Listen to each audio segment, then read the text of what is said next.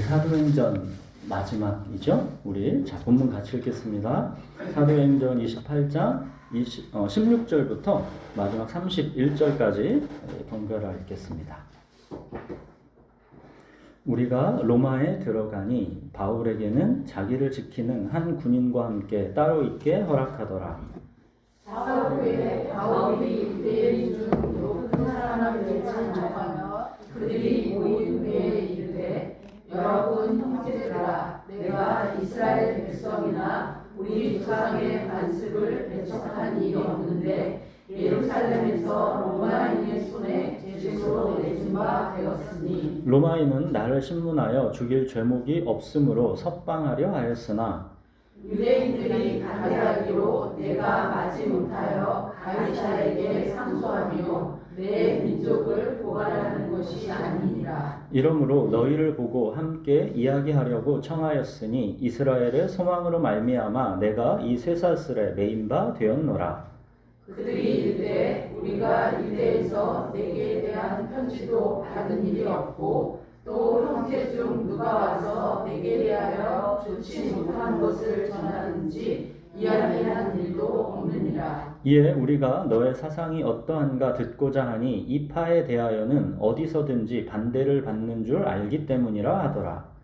그들이 날짜를 정하고 그가 유숙하는 집에 많이 오니 바울이 아침부터 저녁까지 강론하여 하나님의 나라를 증언하고 모세의 율법과 선지자의 말을 가지고 예수에 대하여 전하더라. 그 말을 믿는 사람도 있고 믿지 아니하는 사람도 있어.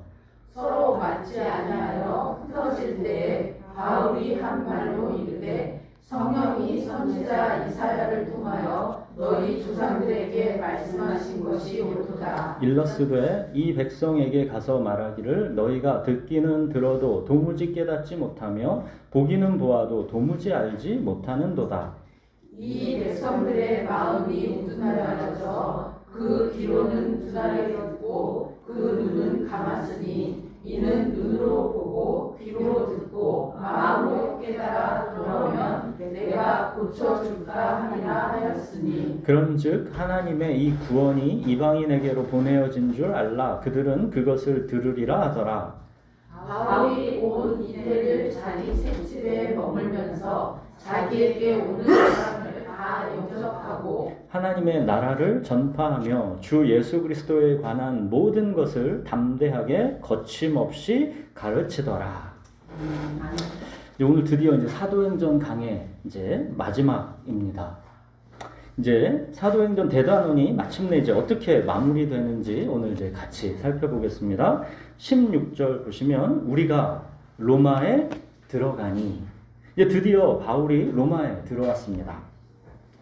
사도행전 시작할 때 1장 8절에서 오직 성령이 너희에게 임하시면 너희가 권능을 받고 예루살렘과 온 유대와 사마리아와 땅 끝까지 이르러 내 증인이 되리라, 이렇게 하셨죠. 근데 사도행전 이제 마지막에서는 드디어 바울이 복음을 들고 세계의 중심 로마에 입성한 것입니다.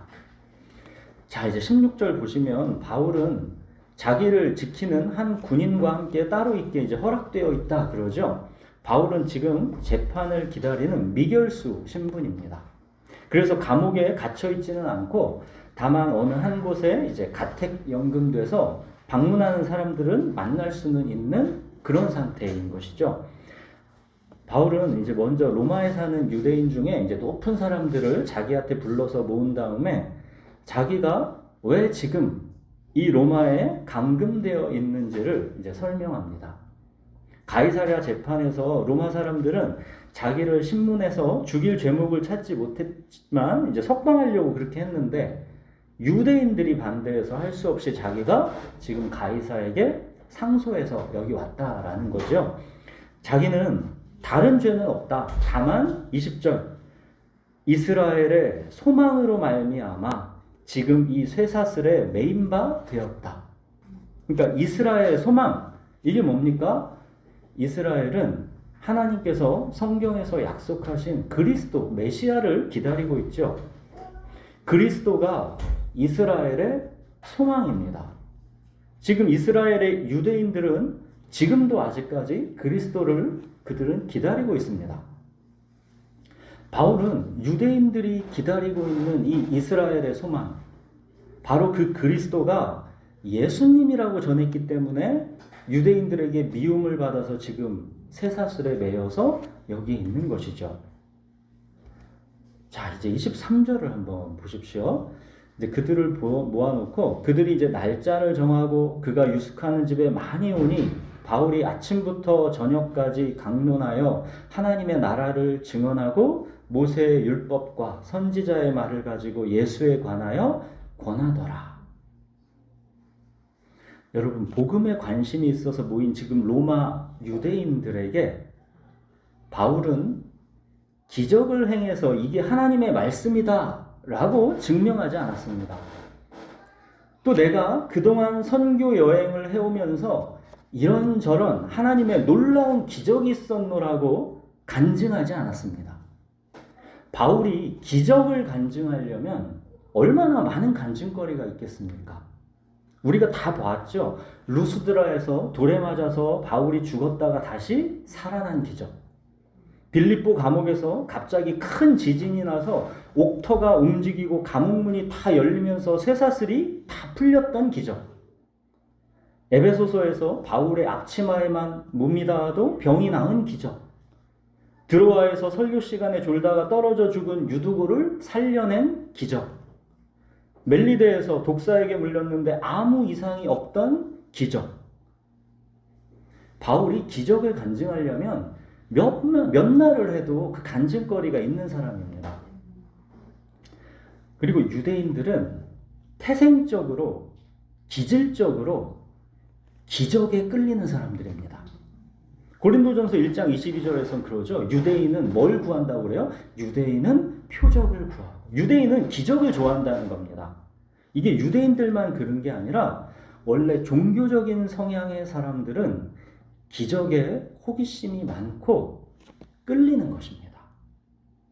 자, 그런데 바울은 이 기적을 좋아하는 유대인 청중들이 들으면 혹할 그런 기적으로 그들의 관심을 끌지 않았다는 겁니다. 여러분, 오늘날 현대 그리스도인들도 이 기적에 대한 간증 듣는 거를 얼마나 좋아합니까?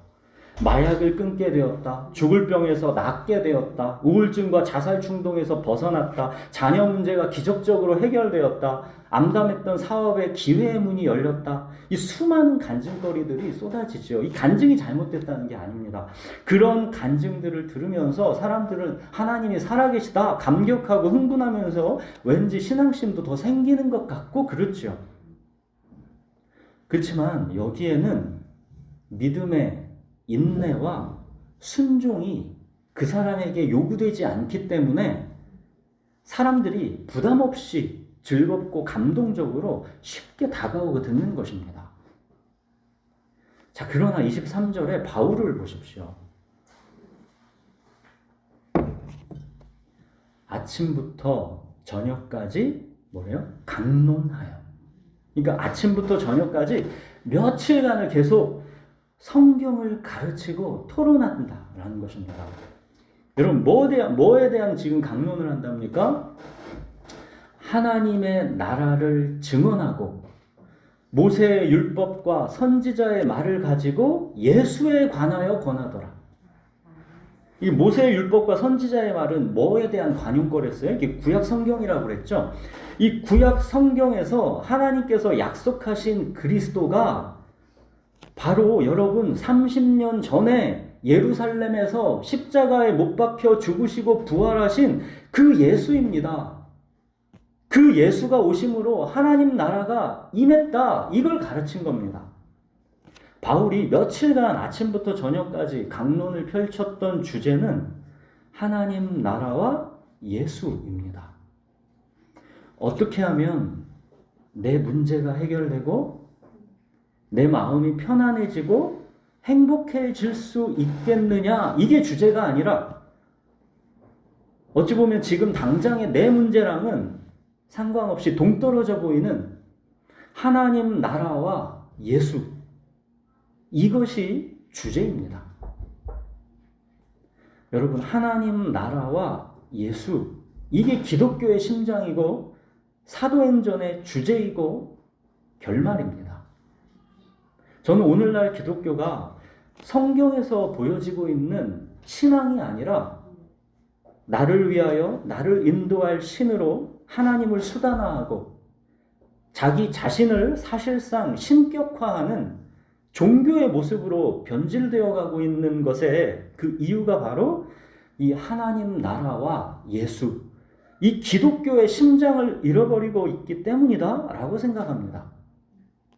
성경과 동떨어진 기독교, 이건 하나님 나라와 예수 이 심장에서 멀어져 있고 자기 자신을 우상화하고 신격화하는 것이기 때문입니다. 예수님께서 이 땅에서 광야 시험을 마치고 사역을 시작하실 때 그 첫 일성이 뭐였습니까? 때가 찼고 하나님의 나라가 가까이 왔으니 회개하고 복음을 믿으라 였습니다. 예수님은 그렇게 하나님 나라를 선포하시면서 사역을 시작하셨고 사역을 하시면서 그 모든 메시지의 중심, 예수님의 메시지는 언제나 하나님 나라였습니다. 가난한 자는 복이 있나니 하나님의 나라가 저희 것이다. 언제나 예수님은 하나님의 나라, 이게 주제였습니다.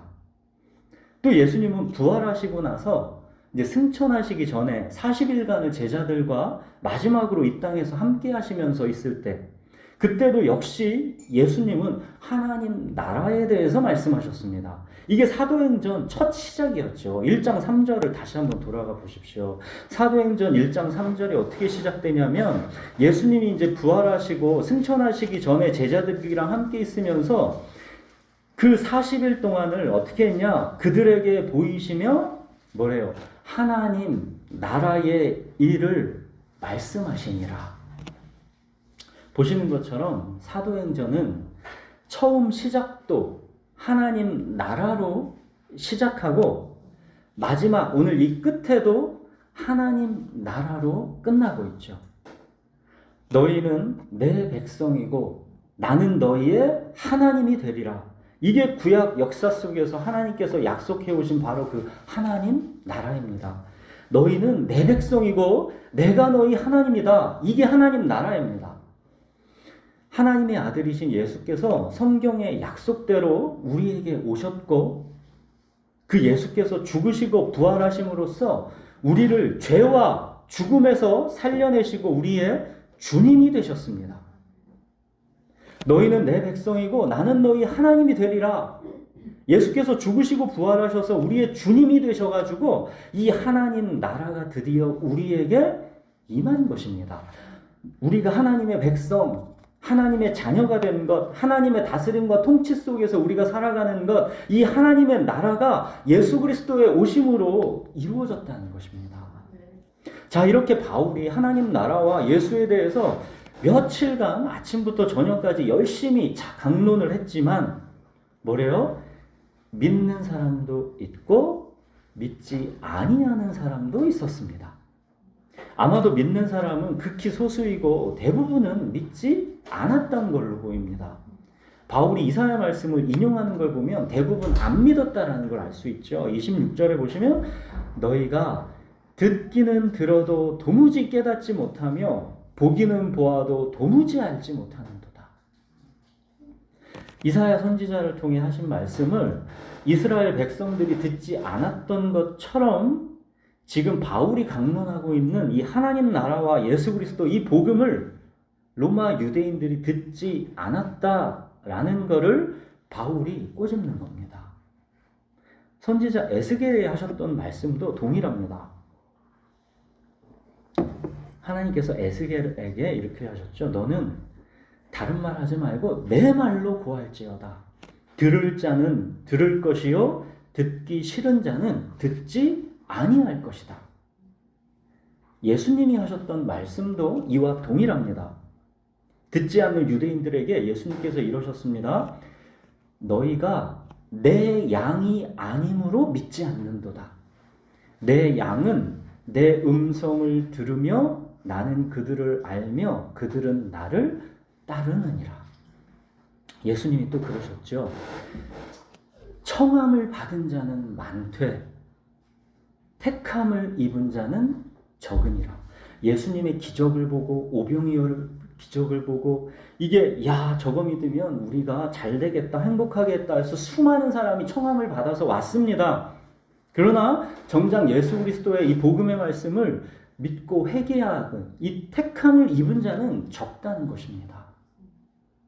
사랑하는 여러분, 하나님의 말씀을 듣는 자가 있고 듣지 않는 자가 있습니다. 하나님을 나를 위하여 나를 인도할 신, 이 자기 행복의 수단으로 삼는 사람들이 하나님 나라 백성이 아니라 하나님의 말씀을 듣는 사람들, 그들이 하나님 나라 백성입니다. 하나님의 말씀으로 다스림을 받는 나라, 그게 하나님 나라입니다. 여러분, 말씀이 여러분의 삶의 현실을 뚫고 들어와서 여러분의 어둠을 빛으로 바꾸고 있습니까? 말씀이 죄책감에 신음하고 죄의 결과에 허우적대고 있는 나, 불안과 염려, 두려움의 감옥에서 꽁꽁 묶여서 아무것도 할 수 없는 이 어둠 속에 나를 실제적으로 말씀이 뚫고 들어와서 나를 구출해서 그 말씀이 나를 살려내고 있느냐는 것입니다. 여러분은 말씀이 능력이 되는 이 하나님 나라를 살고 있느냐는 것입니다. 여러분, 하나님 나라 백성은 떡으로만 살지 않고 하나님의 말씀으로 삽니다. 말씀은 지식과 관념이 아닙니다. 성령께서 말씀을 통해서 죄와 어둠의 사슬에서 나를 풀어내시는 것이고 실제적으로 내 몸과 마음에 충만한 에너지를 공급하는 것입니다. 말씀을 먹어야 하나님의 백성은 사는 것입니다. 너희는 귀를 기울이고 내게로 나와 들으라. 그리하면 너희의 영혼이 살리라. 자, 이제 유대인들이 바울이 전하는 복음의 말씀을 듣지 않았습니다. 그래서 이제 하나님의 이 구원이 뭐래요? 이방인에게로 본격적으로 향할 것이다. 그러고 있죠. 자, 이제 마지막 구절 30절 31절을 보십시오. 바울이 온 이태를 자기 셋집에 머물면서 자기에게 오는 사람을 다 영접하고 하나님의 나라를 전파하며 주 예수 그리스도에 관한 모든 것을 담대하게 거침없이 가르치더라. 바울은 지금 로마에서 2년 동안을 이제 자기 셋집에서 가택연금 상태로 있으면서 찾아오는 사람들에게 뭐래요? 하나님 나라를 전파하고 주 예수 그리스도에 관한 모든 것을 가르쳤다는 겁니다. 자, 여기 사도행전 마지막에서도 보시면 가르침의 주제가 뭡니까? 하나님 나라와 주 예수 그리스도입니다. 주 예수 그리스도께서 가져오신 하나님의 나라, 이게 바로 복음입니다. 여러분, 사도행전이 어떻게 시작하고 지금 어떻게 끝나고 있는지 그 시작과 끝에 대비를 우리가 주목할 필요가 있습니다. 그 주제는 아까도 봤죠. 처음부터 사도행전의 주제는 마지막이었습니다. 이 마지막도 그 주제는 하나님 나라입니다. 그 선포되는 근데 방법은 처음 시작에서는 사자의 승리로 시작해서 이 사도행전의 마지막은 어린 양의 승리로 지금 끝나는 겁니다. 그러니까 빅뱅처럼 꽝 하고 사자의 승리가 선포되고 이제 앞으로의 시간의 과정 속에서 어린 양의 승리로 계속 이제 추수하게 된다라는 것입니다. 이게 무슨 말이냐면 사도행전 처음에 이런 장면으로 시작하죠. 호련히 하늘로부터 막 급하고 강한 바람 같은 소리가 있었고 마치 불의 혀처럼 갈라지는 이 강력한 오순절 성령 강림이 사도행전의 출발이죠. 오순절에 모인 그리스도인 모두가 다 성령의 충만함을 받고 성령이 말하게 하심을 따라서 막 다른 언어들로 막 말하는 기적을 그들이 있었습니다. 이 강력한 권능과 기적이 나타나고 이걸로 사도행전이 출발했습니다. 베드로의 오순절 설교에 사람들이 마음에 찔려서 우리가 어찌할꼬 하면서 그 자리에서 3,000명이 회심했습니다. 나면서 못 걷게 된 이가 걸었고 죽은 이가 다시 살아나는 이 수많은 기적이 나타났습니다. 기적과 권능은 바울에게서도 계속 나타났지요. 바울의 앞치마에만 손을 대도 병이 나을 정도였습니다. 에베소에서는 도시 전체가 회개해서 마술책을 불태웠는데 그게 은 5만, 이게 오늘날 가치로 70억 원 정도라고 했죠. 여러분, 그런데 이 기적과 권능의 사도행전이 여기까지 왔는데, 근데 사도행전의 마지막이 어떻게 마무리되고 있는지를 보십시오. 권능과 기적이 강조되고 있지를 않습니다. 그럼 강조되고 있는 건 뭡니까? 사도행전 마지막에 와서 아까 봤죠? 23절 아침부터 저녁까지 강론하였다라는 것. 31절 담대하게 거침없이 가르쳤다라는 것. 권능과 기적이 아니라 말씀에 대한 강조.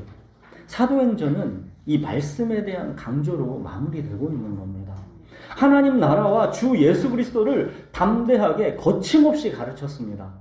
그러나 오순절 베드로의 설교로 한자리에 막 3,000명이 회심했던 것 같은 그런 분위기는 사도행전 마지막에 나타나지 않습니다.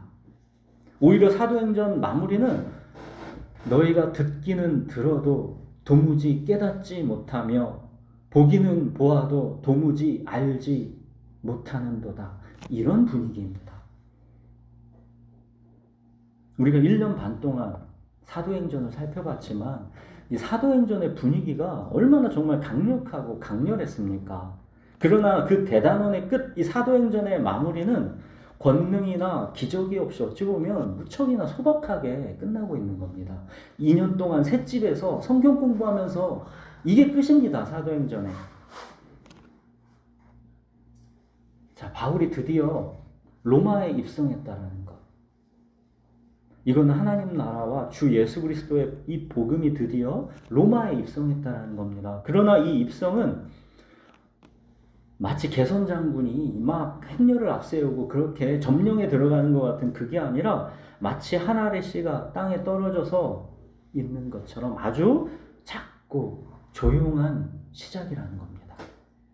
여러분, 당시 로마는 세계의 제국, 세계의 중심입니다. 로마 제국은 황제의 다스림을 받고 있습니다. 자, 그러나 지금 여기 이 로마 제국에 로마 황제가 아니라 주 예수 그리스도의 다스림을 받는 하나님 나라의 복음이, 이 씨앗이 이 땅에 지금 떨어지고 있는 겁니다. 로마 황제 다스림이 아니라 우리는 예수 그리스도의 다스림을 받는다. 우리는 사람들이 돈의 다스림을 받지만, 성공의 다스림을 받지만, 건강과 목숨의 다스림을 받지만 우리는 주 예수 그리스도의 다스림을 받는다는 겁니다. 이 복음의 씨앗이 지금 이 로마 제국에 떨어진 겁니다. 세계의 중심인 로마 황제의 제국에 그거랑은 대조적으로 주 예수 그리스도가 통치하시는 하나님 나라의 새싹이 돋아나고 있는 겁니다. 로마 제국, 로마 황제, 그에 비하면 하나님 나라, 주 예수 그리스도, 이 복음의 씨앗은 마치 너무 약해 보이고 보잘것없어 보입니다. 사도행전이 그렇게 지금 마무리가 되고 있는 겁니다. 예수님 말씀대로 겨자씨와 누룩 같습니다.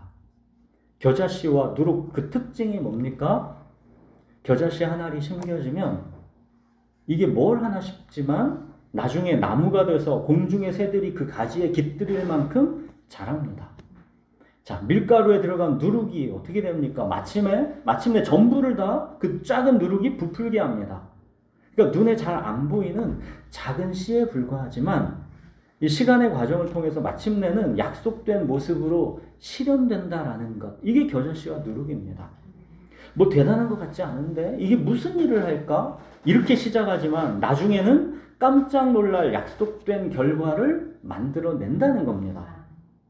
하나님 나라는 이런 원리로 작동된다는 겁니다. 하나님 나라는 겨자씨와 같다는 겁니다. 누룩과 같다는 겁니다.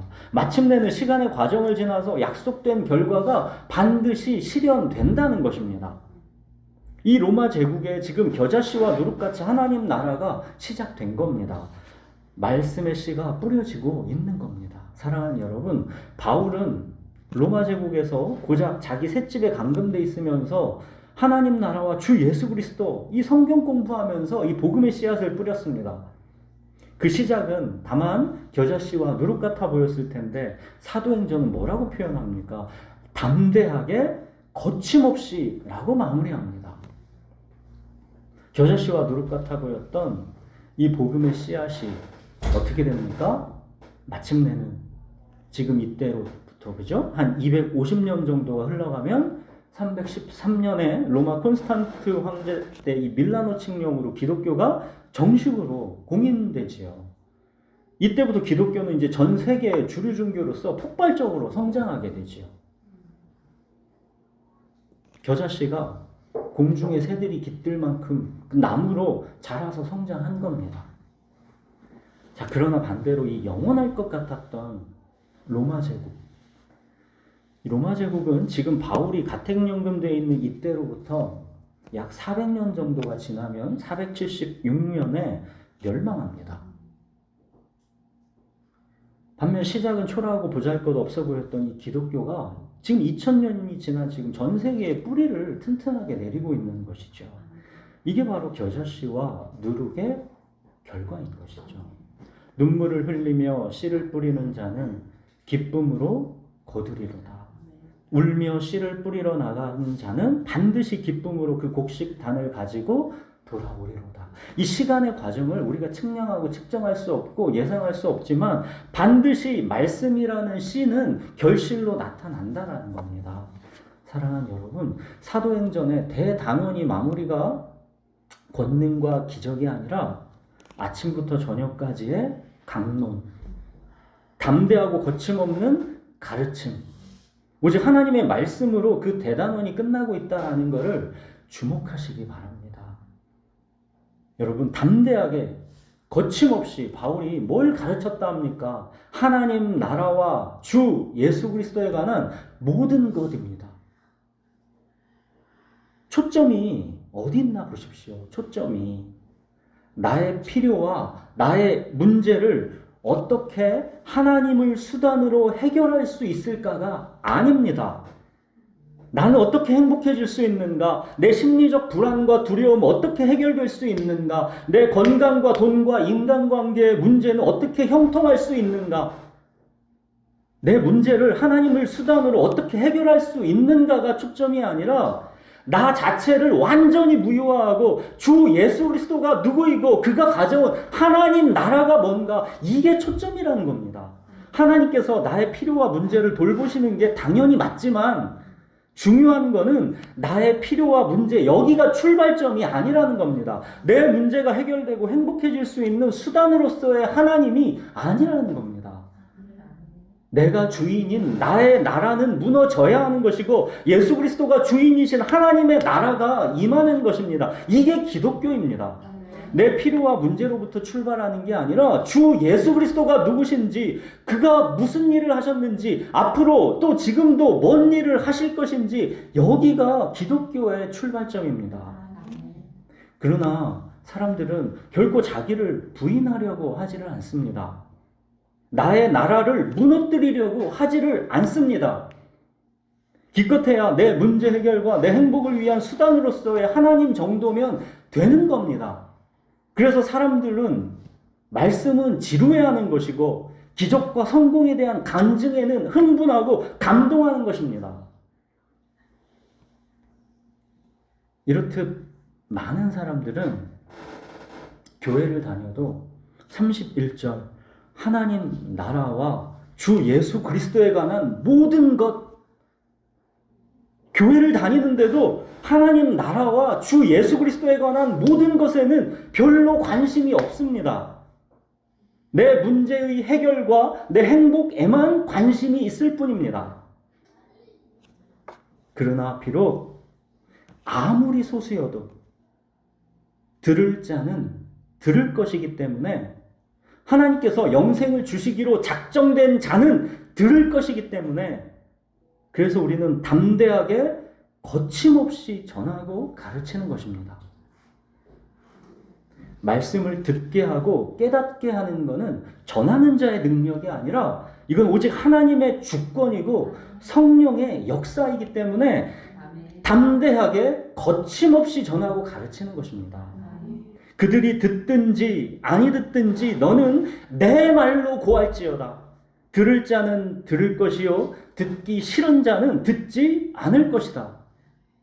듣든지 아니 듣든지 네가 신경 쓸 일 아니니까 너는 담대하게 거침없이 오직 하나님의 말씀으로만 전하라는 하나님의 명령입니다. 들을 자는 듣는다는 겁니다. 죄인이고 병든 자들, 가난한 자들에게는 복음이 들린다는 겁니다. 이렇듯 주님의 양은 주님의 음성을 듣고 따를 것이니까 너는 누가 들을지 안 들을지 그거 신경 쓰지 말고 담대하게 거침없이 가르치라는 것입니다. 바울은 로마서에서 그러죠. 내가 복음을 부끄러워하지 아니하노니 이 복음은 모든 믿는 자에게 구원을 주시는 하나님의 능력이 됨이라. 주 예수 그리스도에 관한 모든 것, 이 복음만이 구원을 주시는 하나님의 능력이기 때문에 사람이 듣지 않는다고, 조롱당하고 핍박을 당한다고 부끄러워하지 않는다는 겁니다. 들을 자는 들을 것이기 때문에 담대하게 거침없이 주 예수 그리스도에 관한 모든 것을 전하고 가르치는 것입니다. 자, 사도행전은 이제 이렇게 끝나지만 이 사도행전 이후의 이야기를 우리가 이제 잠시 하고 마치겠습니다. 바울은 이렇게 이제 로마에서 2년간 가택 연금 상태에 있으면서 에베소서, 빌립보서, 골로새서, 빌레몬서를 이때 이제 쓰는 거죠. 이 서신서들을 그래서 감옥에서 썼다 해서 옥중서신이라고 그러는 거죠. 그리고 이제 2년 후에 이제 바울은 풀려납니다. 그 이후의 역사는 이제 대략 이렇게 흘러갑니다. 바울이 이제 2년 후에 그게 62년쯤인데 그때 이제 석방됐다가 64년에 이제 네로 황제 기독교 박해 때 이제 다시 체포돼서 바울이 또 이제 재수감됩니다. 이제 두 번째 로마 감옥에 이제 갇혀 있을 때는 가택연금 당하는 게 아니라 이제 추운 토굴에 감금돼서 이제 결국 참수형을 당해서 바울이 순교하면서 그 생을 마감하는 것이죠. 그래서 이제 자기 참수형을 앞두고 바울이 마지막 고백이 디모데후서에서 이 말씀 아닙니까? 전제와 같이 내가 벌써 부어지고 나의 떠날 시각이 가까웠도다. 나는 선한 싸움을 싸우고 나의 달려갈 길을 마치고 믿음을 지켰으니 이제 후로는 나를 위하여 의의 면류관이 예비되었으므로 주 곧 의로우신 재판장이 그날에 내게 주실 것이며 내게만 아니라 주의 나타나심을 사모하는 모든 자에게 도니라. 이게 바울의 마치 유언과도 같은 마지막 말이죠. 이 바울의 마지막을 생각해 보면 오늘 사도행전 마지막 31절 이게 더 묵직하게 다가옵니다. 하나님 나라를 전파하며 주 예수 그리스도에 관한 모든 것을 담대하게 거침없이 가르치더라. 사도행전 28장은 이제 이렇게 끝나는 것이지만 이 바울 이후로도 우리의 믿음의 선배들이 담대하게 거침없이 사도행전 28장 다음에 그 29장을 2000년의 역사 속에서 계속 써내려왔던 것이고 그래서 우리까지 온 거 아닙니까? 이제 우리 시대에 우리도 이어서 담대하게 거침없이 이 사도행전의 그 다음 장을 계속 써내려 가는 것입니다. 사랑하는 여러분, 하나님 나라와 주 예수 그리스도 이 복음의 말씀을 많은 사람들은 귀하게 여기지 않습니다. 문제 해결과 자기 행복의 수단으로서의 하나님, 이 종교에는 사람들이 그나마 관심이 있지만 주 예수 그리스도에 관한 모든 것, 교회를 나와서 모든 거에는 다 관심 있고 친교에도 관심 있고 다 좋은데 유독 관심이 없는 주 예수 그리스도에 관한 모든 것, 이 참된 복음에는 사람들의 관심이 별로 없습니다. 그렇기 때문에 사람들이 무시하며 귀하게 여기지 않는 이 복음을 전하고 가르친다라는 것은 우리에게 담대하게 거침없이, 즉 믿음과 인내를 요구하는 겁니다. 눈물을 흘리며 씨를 뿌리는 자는 기쁨으로 거두리로다. 울며 씨를 뿌리러 나가는 자는 반드시 기쁨으로 그 곡식 단을 가지고 돌아오리로다. 사랑하는 여러분, 사람이 죄와 죽음에서 구원받고 하나님의 선하심과 인자하심 속에서 영원한 생명을 사는 이 길은 하나님의 말씀, 이 주 예수 그리스도의 복음을 듣고 믿는 것 외에는 없습니다. 이 복음의 말씀 안에, 이 복음의 말씀만이 오직 믿는 자에게 구원을 주시는 하나님의 능력입니다. 너는 귀를 기울이고 내게로 나아와 들으라. 그리하면 너희의 영혼이 살리라. 비록 겨자씨와 누룩같이 지금 당장 내 눈에는 아무 증거가 나타나서 보이지 않는 것 같더라도 담대하게 거침없이 전하고 가르치십시오. 그 말씀 우리가 담대하게 거침없이 전하고 가르치면 누가 들을까 싶지만 병든 자와 죄인들, 가난한 자들에게는 이 복음의 말씀이 들릴 것이고 주님의 양은 그 말씀을 듣고 주님을 따르게 될 것입니다. 사랑하는 여러분, 하나님 나라와 주 예수 그리스도에 관한 모든 것 담대하게 거침없이 여러분의 인생의 초점을 여기에 집중해서 살아가십시오. 네, 기도하겠습니다.